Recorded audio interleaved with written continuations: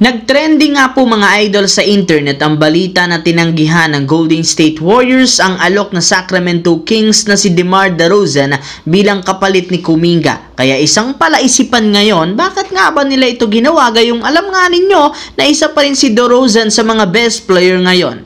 Ayon sa isang source, meron rin naman ngang tatlong rason ng general manager sa kanilang naging desisyon. Una ay ang katotohanan, ayaw na nga po nilang kumuha pa ng isang offensive player dahil mas nakatutok sila ngayon sa pagkuha ng isang defensive big man na makakatulong sa front court.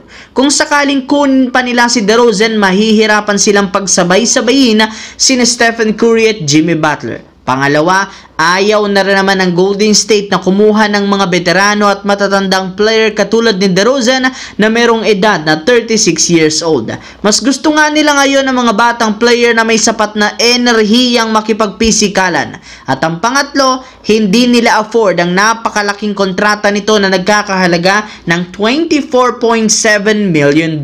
Samantala, sa isang iglap, bigla na lamang nga pong nanahimik ang Los Angeles Lakers ngayon. Kahit man meron silang tatlong bakanting pwesto, ayaw para nilang kinuha o kumuha ng mga player na ilalagay dito. Kaya maraming mga fans ng Lakers ang naghihinala na tapos na si Rob Pelinka sa paggawa ng trade. Oras na rin naman ng kanilang head coach na si JJ Redick na gumawa ng rotation at game plan. At kasabay ng pagkakabuo ng roster, sari-saring starting lineup ang nagsilabasan ngayon sa internet na balak gamitin. Pero ayon sa coaching staff, dahil nga malaki ang pinagbago ng team, kailangan muna nga nilang mag-eksperimento ng rotation, especially ang starting unit, at sisimulan nila ito sa paggamit ng bagong first five na bubuuhin ni Luka Doncic, Austin Reeves, LeBron James, Rui Hachimura at ang bagong starting center na si DeAndre Ayton. Tama nga ang inyong narinig, yan muna ang gagamitin nila. Ngunit kapag hindi ito gumana, maaari nga silang gumawa ng ilang mga pagbabago sa mga susunod na laban. Samantala, usap-usapan ngayon sa social media ang balita na malapit na nga daw magretiro si Joel Embiid. Personal nga nakita ng isang insider ang kalagayan ni Embiid at hindi siya makapaniwala na kinakaya pa rin itong maglakad at maglaro. Sa madaling salita, habang tumatagal, mas lalong lumalala ang kalagayan ng star player ng 76ers dahil sa dami ng injury nito. In fact, para nga sa inyong kaalaman, sumailalim ito ng halos 11 operasyon